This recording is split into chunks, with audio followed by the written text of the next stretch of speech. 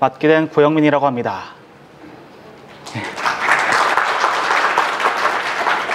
안 넘어가. 어우, 많이 오셨네요. 잘 들리나요?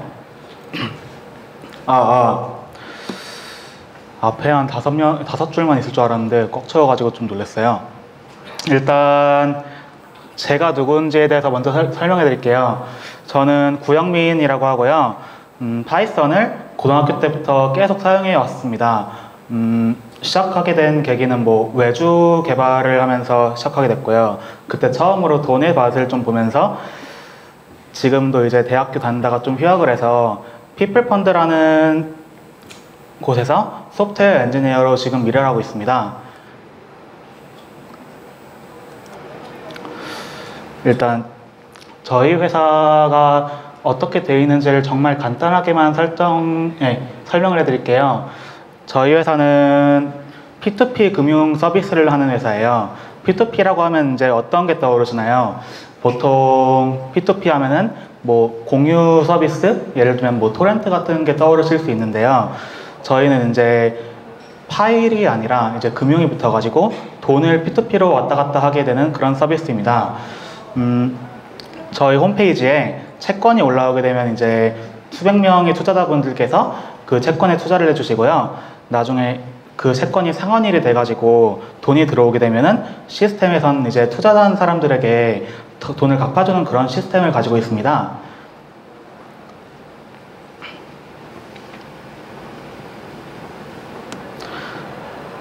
약간 설명만으로는 이게 확 와닿지가 않으실 것 같아가지고 조금 예시로 보여드리겠습니다. 예를 들어서 제가 친구가 한 명 있는데 친구가 돈이 정말 갑자기 급하게 필요하대요.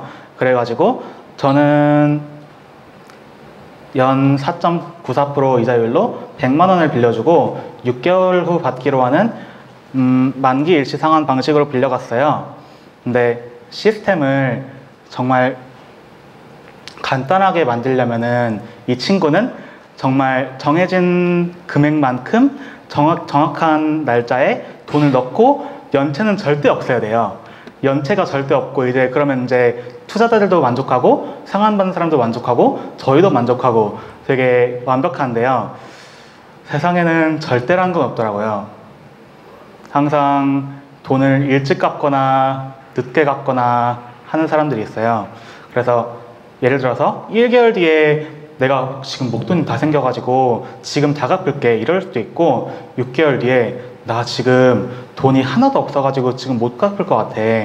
대신 한 달 뒤에 좀 이자율 좀 높게 줘가지고 다 갚을게. 그리고 6개월 뒤에 난 지금 돈 없어. 50만 원 갖고 6개월 동안 나머지 거 좀 갚을게. 이럴 수도 있어요. 이런 식으로 가다 보면 이게 경우의 수가 되게 많아지거든요. 근데 저희는 시스템을 만드는 사람이니까 이 돈과 관련된 민감한 경우들을 시스템이 잘 처리해 줄까라는 의문이 있는 거예요. 왜냐면은 돈은 잘못 계산되면 정말 골치가 아파지거든요. 예를 들어가지고 100만 원 빌려줬는데 갑자기 120만 원 줘야 되는데 갑자기 200만 원을 주게 그렇게 돼 있으면은 되게 곤란하잖아요. 그래서 저희는 이제 파이썬으로 시스템 만들고 있습니다. 그래가지고 예를 들어서 이자를 계산하는 함수가 있어요. 그러면 이제 이거를 테스트를 해볼 수 있을 거 아니에요. 그럼 이제 인터프리터를 열어가지고 이자를 계산을 해주는 함수를 호출해 볼 수가 있어요. 근데 이것도 되게 경우수가 많으니까 테스트할 거리가 되게 많아지거든요. 새로운 기능을 만들 때마다 수동 테스트, 기자를 잠시만요.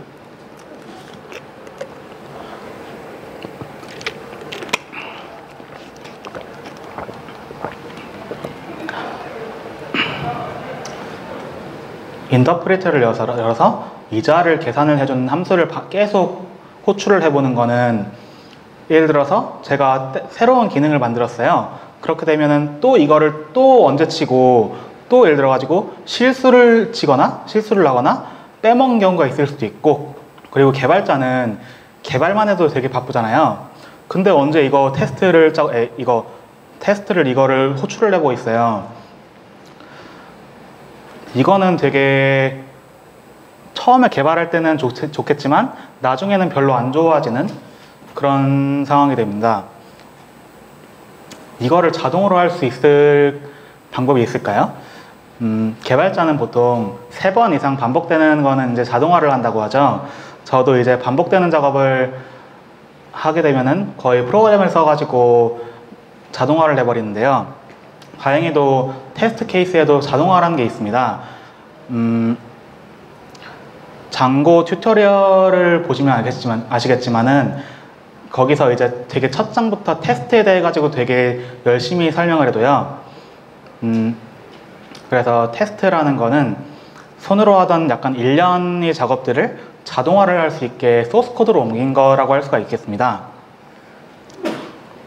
그래서 이건 장고 도큐멘테이션에 있는 것들인데요. 테스트를 통해 시간을 절약할 수 있음. 약간 이게 좀 의문이 들 수가 있어요. 예를 들어서 제가 30분이 걸려가지고 함수를 하나 만들었어요. 근데 이거를 테스트한 함수를 만들려면 한 30분 정도가 또 걸리겠죠? 처음에는 이게 시간이 2배가 걸리니까 이게 되게 이상하다. 이거는 뭐 테스트 안 짜도 돼. 이럴 수 있겠지만은 저도 좀 그런 경우가 많아요. 이 소스 코드 이거 누가 짰어? 이러고 누가 짰는지 보면은 제가 짠 거예요. 3개월 전에. 그런 경우가 다들 있으시죠? 그러니까 3개월만 지나면은 누가 짰든 뭐 진짜 레거시가 되어버리는 그런 문제가 있습니다. 이런 레거시를 수정을 했는데 테스트가 없다. 힘들죠. 그래서 지금 당장은 시간을 좀 아낄 수가 있다고 생각 안 할 수 있는데 한 3개월 뒤, 1년 뒤, 2년 뒤 이렇게 되면은 정말 그때 저에게 감사하게 됩니다. 두 번째로는 배포를 하기 전에 문제를 확인할 수 있는데요. 배포. 예를 들어서 제가 시스템 하나 수정했어요. 근데 직원들 아무도 몰랐어요. 문제가 있는 거를. 근데 전화가 왔어요. 고객한테. 그러면은 저는 정말 힘들죠. 테스트를 짜면 이런 거를 막아줍니다. 세 번째는 조금 더 매력적으로 만들어주는데요. 왜 매력적이냐? 예를 들어서 똑같은 기능을 하는 패키지가 어떤 거는 테스트 커버리지가 25%고 어떤 건 95%예요. 그러면은 왠지 모르겠는데 95% 쪽에 좀 마음이 좀 쏠리지 않나요? 그래서 좀 더 매력적으로 보이게 하고요. 네 번째로는 팀이 같이 일하게 되는 걸 도와줍니다. 내가 짠 거는 남이 깨뜨릴 수 있고요. 남이 짠 건 제가 깨뜨릴 수 있어요. 이런 거를 테스트 케이스는 어느 정도는 막아주게 됩니다. 제가 테스트 케이스를 좀 처음부터 되게 강조를 하는데 왜 그러냐면 저는 테스트 케이스를 되게 믿거든요. 저희 회사는 시스템이 되게 큰 게 있어요. 그래서 거기에는 2,000개 이상의 테스트 케이스가 존재를 하고 있습니다. 그래서 이 테스트 케이스 중에서 단 하나라도 실패를 하게 되면은 배포하지 않아요. 왜냐면 이거는 배포했다가 시스템에 문제가 더 생길 수 있다는 걸 알기 때문에. 그래서 이를 전부 통과를 하고 운영 서버에 배포를 하게 됩니다. 그럼 이제 개발자가 한 10명이 돼도 시스템을 약간 수정을 하고 배포를 하는데 자신감이 붙게 돼요. 이거는 제가 직접 해봐서 알게 되는 거고, 근데 별도의 젠킨스 서버에서 테스트가 돌아가고 있었어요. 돌아가고 있었죠. 어제 되게 강조를 했습니다. 테스트가 안 돌더라고요. 어느 날부터. 젠킨스에는 이제 테스트를 돌면 이제 얼마나 돌았는지를 확인할 수 있는 기능이 있는데요. 보통 이제 10분에서 15분 정도면은 전체 테스트가 끝나게 됩니다. 근데 확인을 해보니까 한 번 테스트를 도는데 20시간이 걸리고 있었어요. 약간 별로 안 좋죠. 당장 기능도 개발해야 되고 버그도 잡아야 되는데 한 번 돌리는데 20시간이 걸리는 건 이거는 용납할 수가 없는 거거든요.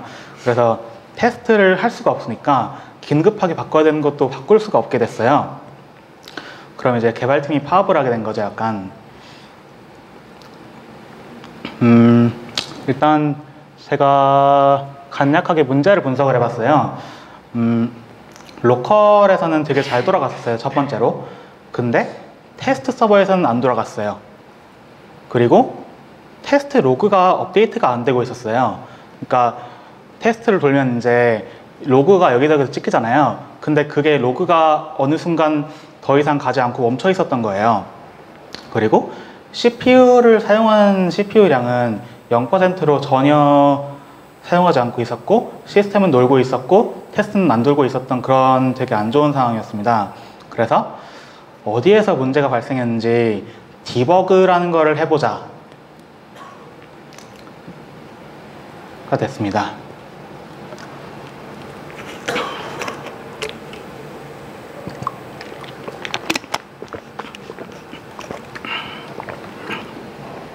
디버그라는 거를 일단 간단하게 설명을 해드릴게요.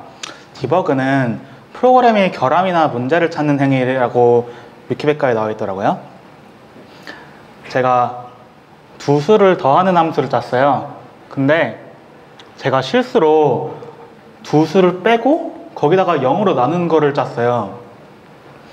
이거는 이제 이렇게 보면은 되게 보기가 쉽고 버그 찾기도 쉽고 수정하기도 쉽지만은 이제 시스템이 조금만 더 커지게 되면은 이렇게 눈으로 봐서는 버그를 찾기가 쉽지가 않게 돼요. 그래서 손으로 코딩하고 뭐 뇌로 컴파일하고 눈으로 디버깅할 수도 있지만은 세상은 넓고 툴은 굉장히 많습니다. 저희는 아마 파이참 없었으면 개발 못했을 거예요. 파이참에는 이렇게 엄청 강력한 디버깅 툴이 있어요. 보시면은 위에는 소스코드가 뜨고 옆에 소스코드 옆에는 현재 사용된 변수의 값이 보이고요. 그리고 밑에 보면은 프레임이라는 게 보입니다. 프레임이라는 거는 소스코드가 이제 어떻게 실행을 하고 있었다라는 걸 보여주는 정보인데요. 보시면은 위에서 7번째 그 줄에서 프린트에서 add 함수를 호출을 하고 그 add 함수는 위로 다시 올라가 가지고 세 번째 줄을 실행을 하다가 여기서 오류가 난 거를 알 수가 있습니다. 그래서 여기 프레임에는 밑에 모듈이고 main.py /u 그리고 위에는 add하고 main.py의 세 번째 줄이라고 나와 있는 겁니다. 그래서 에러를 찾는데 되게 중요한 트레이스백이라는 거에 대해 가지고 설명을 해드릴게요. 일단 파이썬에서는 처리가 안 된 예외가 나오게 되면은 오른쪽에 보이시는 것처럼 빨간색으로 트레이스백이라는 게 나오게 됩니다. 이 트레이스백에는 현재 어떤 함수를 실행하다가 어떤 줄에서 에러가 났는지 그리고 어떤 에러인지까지 다 보여주게 됩니다. 그래서 이 위에 오른쪽에 있는 저 트레이스백은 디버깅을 할 때 꼭 필요한 정보라고 할 수 있습니다. 그리고 아까 파이참에서 보여줬던 왼쪽에 여기 있었던 프레임이라는 거는 저기 위에 있는 저 트레이스백을 아래에 있는 걸로 바꿔준 것 뿐이고요. 네, 디버깅을 할 때 약간 이상적인 표현을 알려드리겠습니다. 일단 버그가 났어요. 그러면은 트레이스백이 나면서 프로그램이 크래시가 되면 정말 최고입니다. 그리고 문제가 있는 로직 앞뒤로 logger.debug라는 아니면 뭐 어떻게든 어떤 수단으로는 로그를 찍어뒀어요. 그래가지고 이 함수에 어떤 파라미터가 들어갔는지를 나중에라도 볼 수가 있게 됩니다. 그리고 로그는 나중에 찾아볼 수 있게 뭐 파일에 저장한다든지 아니면은 AWS를 사용하신다면은 클라우드워치라는 서비스를 이용해서라도 어떻게든 나중에 로그를 다시 볼 수 있으면 되게 좋습니다. 그리고 제일 중요한데요. 로컬에서도 재현이 가능해야 돼요. 근데 현실은 좀 그렇지 않죠. 현실은 뭐 서버에서만 만드는데 막 로컬에서는 잘 되고 막 그러죠. 첫 번째로는 파이썬에서는 찾아보기 쉽지 않지만 어쨌든 날 수 있는 세그멘테이션 펄트라는 거 있고요. 그 다음에 프로그램이 동작하다가 그냥 트레이스백도 안 나오고 그냥 얼어버리는 경우도 있을 거예요. 그리고 확률적으로 오류가 날 수도 있어요. 뭐 카드 게임도 왔는데 막 파이썬 프로그램이 뭐 실행할 때 어떤 때 되고 어떨 때는 안 되고 막 그러잖아요. 그리고 뭐 디버깅 모드만 켜면은 언제 그랬다는 듯이 그냥 잘 돌아가요. 그래서 이렇게 실제로 디버깅을 하게 되면은 약간 로컬에서 재현을 하기보다는 그 문제가 있는 프로세스에 직접 붙어가지고 디버거를 붙이는 그런 게 필요할 때가 있습니다. 근데 실행 중인 파이썬 프로세스를 디버깅을 하기는 쉽지가 않아요. 왜 그러냐면 첫 번째로 파이참에서 안 됩니다. 파이참에서는 로컬에서 디버깅 모드로 실행하기 당연히 되고요. 로컬에서 실행 중인 파이썬 프로세스에 붙어가지고 디버깅도 할 수 있어요. 심지어 원격에서 디버깅 모드로 실행도 할 수 있어요. 근데 원격에서 실행 중인 파이썬 프로세스에 파이썬이든 어떤 거든 프로세스에 붙어서 디버깅 하는 게 안 됩니다. 또 이제 다른 대안으로 찾아보면은 PDB라는 게 있어요. 이 PDB는 더 파이썬 디버거라는 거의 약자인데요. 이거는 파이썬 기본으로 들어가 있는 디버거예요. 그래서 언제 어디서나 디버깅 모드로 실행을 할 수가 있어요. 근데 얘는 아예 실행 중인 프로세스에 붙어서 디버깅 할 수가 없게 되어 있습니다.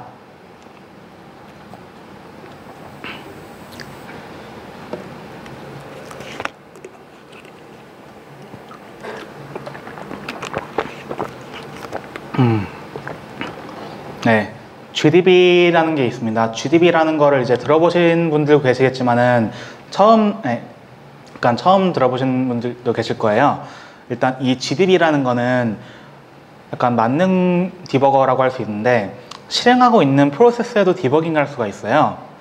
그래서 일반적으로 C나 C++에서 사용하기도 하고, 그리고 뭐 파이썬 인터프리터도 되고, 그리고 심지어는 JVM이나 고 같은 되게 다양한 언어들도 다 디버깅 할 수가 있게 돼 있어요.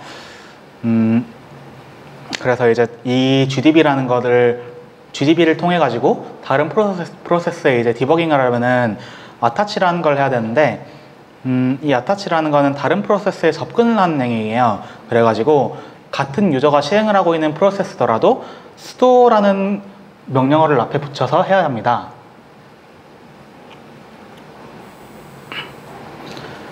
네, 3단 논법입니다. 약간 학창시절에 한 번쯤은 보셨을 것 같죠? 모든 사람은 죽고 소크라테스는 사람이고 그러므로 소크라테스는 죽습니다. 예.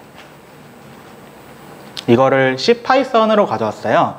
3단 논법인데요. 파이썬의 표준 구현체인 C 파이썬은 C로 만들어졌어요. 그리고 C 프로그램의 디버깅은 GDB로 할 수 있습니다.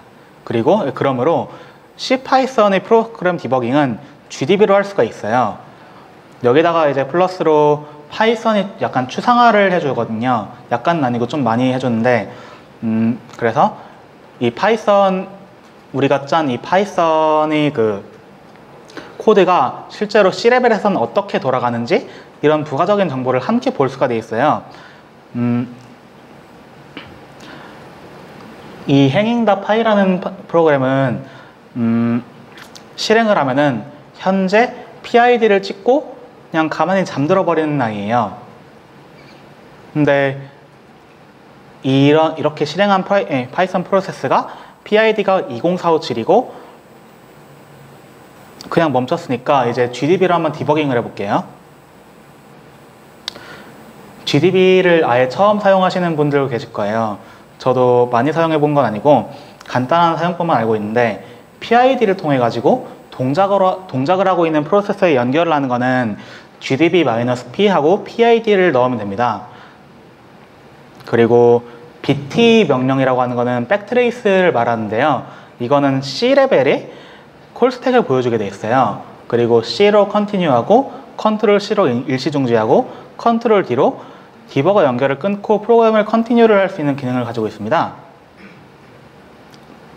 그래서 실제로 아까 돌아가고 있었던 20457 프로세스로 물려봤어요. 그랬는데 중간에 reading symbol from Python 하다가 no debugging symbol found 라면서 약간 불결해 보이는 그런 메시지가 뜨죠. 일단 해보겠습니다. 아래 bt라는 명령어로 백트레이스를 한번 볼게요.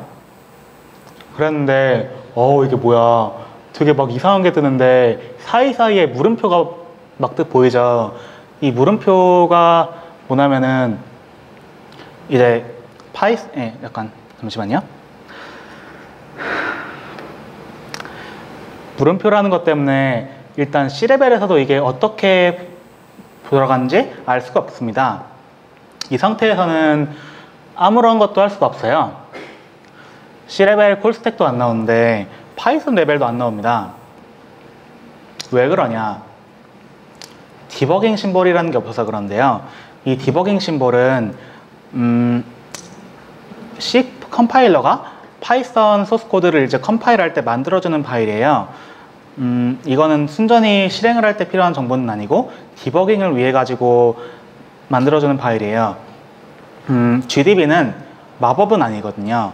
마법은 아니어가지고 이 C 컴파일러가 만들어준 디버깅 심볼을 가지고 있어야 디버깅 할 수가 있습니다.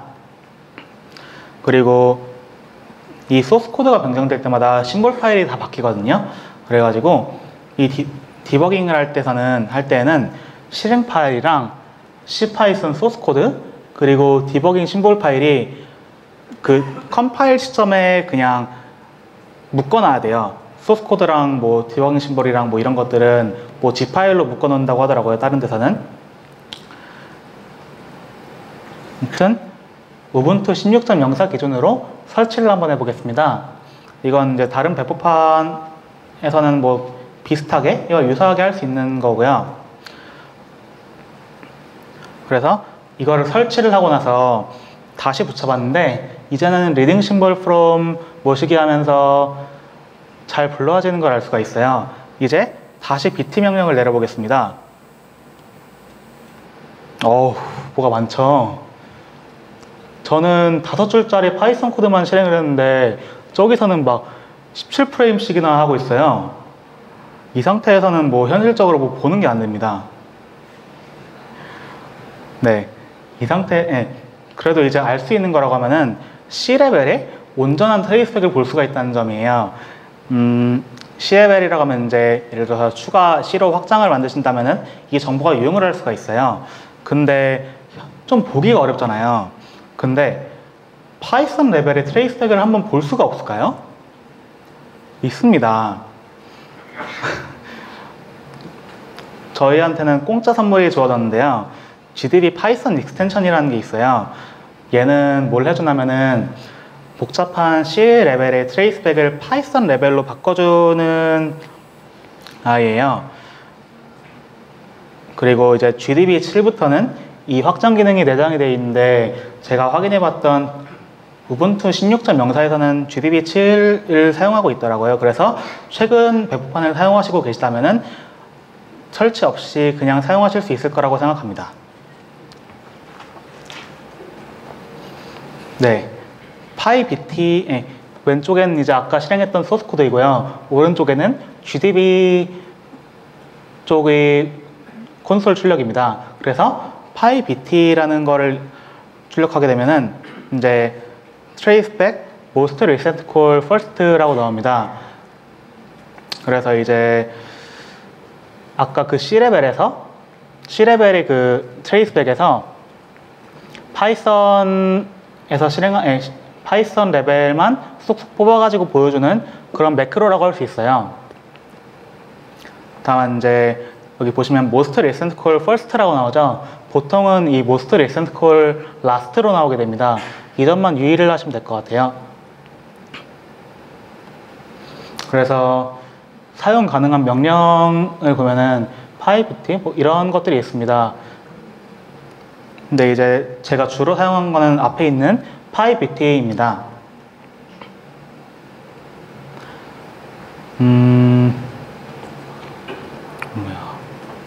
이제 저희 서버가 실제로 어떻게 죽었었는지 그런 문제 해결 사례를 한번 말씀을 해드릴게요.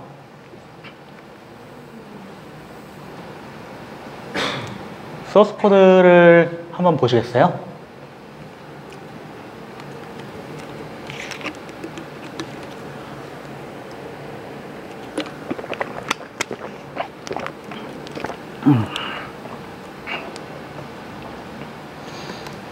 이 코드에는 별로 문제가 없어 보입니다.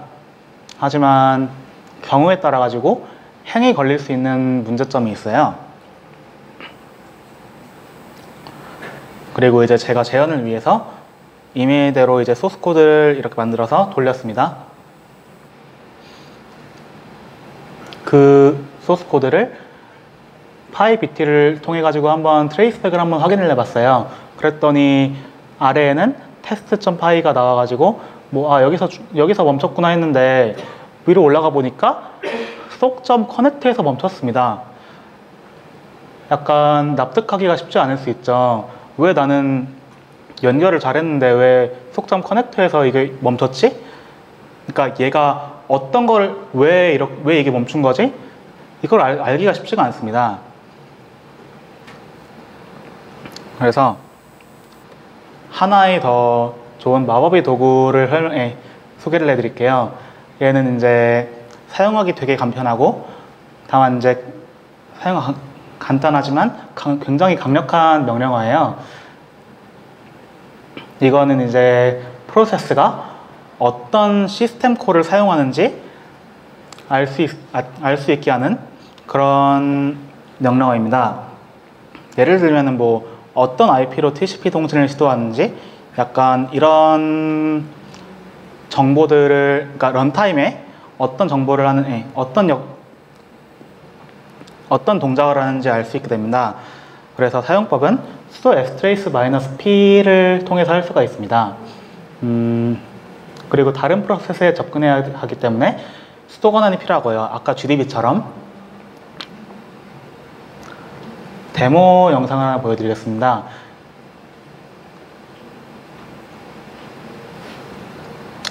이거는 이제 실제 저희 테스트 서버에서 돌린 결과인데요.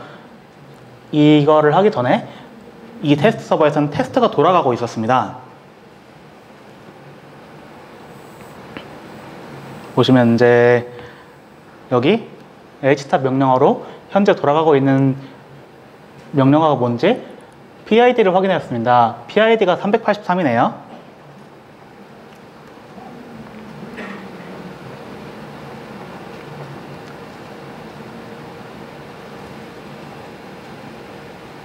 그래서 sudo strace-p 383을 하면은 이렇게 실시간으로 얘가 어떤 걸 하고 있는지를 보여주게 됩니다. 약간 GDB가 현재 상태에 멈춰가지고 트레이스백을 볼 수 있는 그런 거에 비하면 좀 대조적이죠.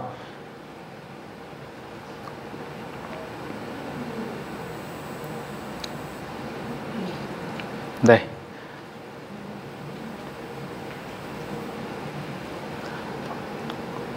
그래서 strace를 통해 가지고 아까 행이 걸렸던 이 코드를 가지고 한번 확인을 해봤습니다. 그랬더니 이렇게 connect라는 어떤 시스템 콜에서 멈춰 있다가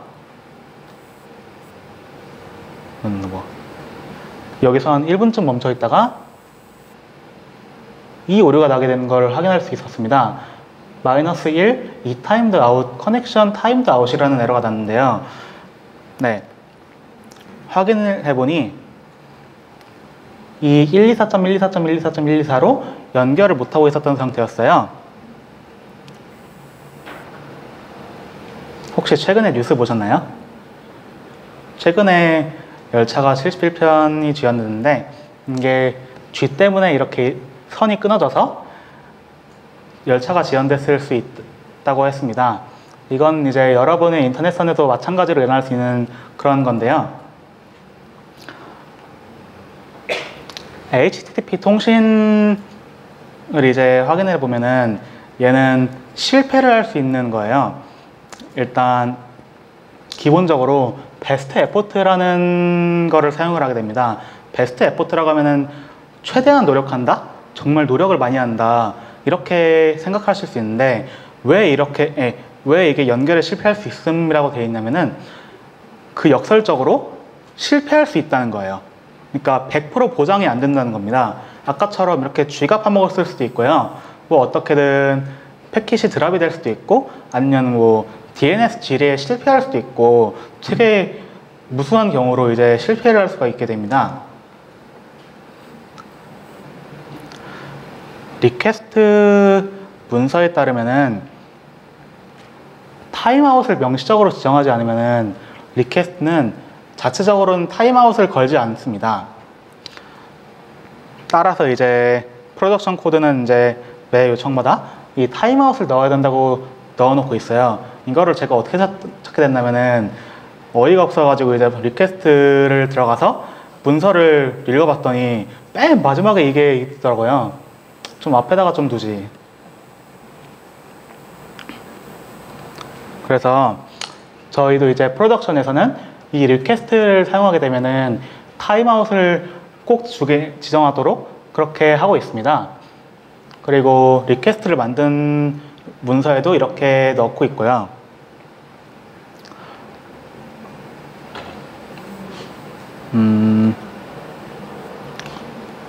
마지막으로 이제 정말 왜 테스트가 안 돌았나.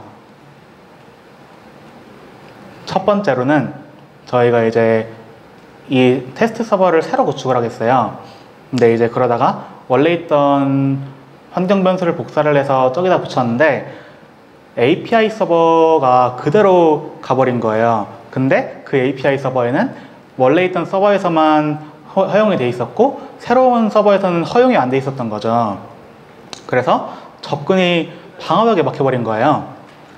패킷이 드랍이 돼버리니까 어떻게 뭐 얘는 계속 기다리는데 패킷은 안 돌아오고 약간 네버엔딩 스토리 약간 그런 거 같은데, 그래서 이거를 해결한 거는 그냥 간단히 API 서버를 로컬에 띄우고 환경 변수를 변경을 했습니다. 그리고 레디스도 마찬가지로 동일한 문제가 있었는데 얘는 타임아웃도 안 내고 그냥 가만히 있어요. 그냥 몇 시간이고. 그래서 얘도 로컬에서 띄우게 됐고, 세 번째로 저희가 새로 구축을 했다 했잖아요. 그러면서 새로운 모험을 봤어요. 서드파티의 린트 플러그인을 붙여봤는데 여기서 저희 저희 소스 코드를 한번 돌려보니까 무한 루프가 나더라고요. 왠지 모르겠는데 무한 루프가 나와서 일단 그거를 빼버리니까 세 개를 빼버리니까 다 테스트 서버가 이제 정상으로 돌아왔습니다.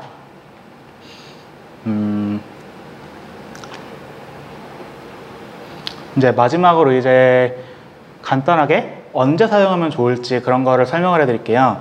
일단 기본적으로 유스 케이스는 세그멘테이션 폴트가 날 수 있어요. 그리고 아니면은 행이 걸리거나 데드락이 걸리거나 이런 식으로 이제 로컬에서 재현이 쉽지 않은 것들 있잖아요. 그런 것들이 이 GDB와 Strace를 통해 가지고 해결할 수 있고요. 그리고 이제 특히 GDB는 프로그램의 파이썬 트레이스백을 보기 위해서 사용을 하게 되고요. 그리고 Strace는 이 프로그램이 현재 어떤 동작을 하고 있는지 그럴 때 확인할 때 사용을 하게 됩니다. 그래서 두 프로그램을 적절히 사용하면은 서버에서만 문제가 났던 것도 이제 쉽게 확인할 수 있습니다. 제 발표는 여기까지인데 혹시 질문 있으실까요?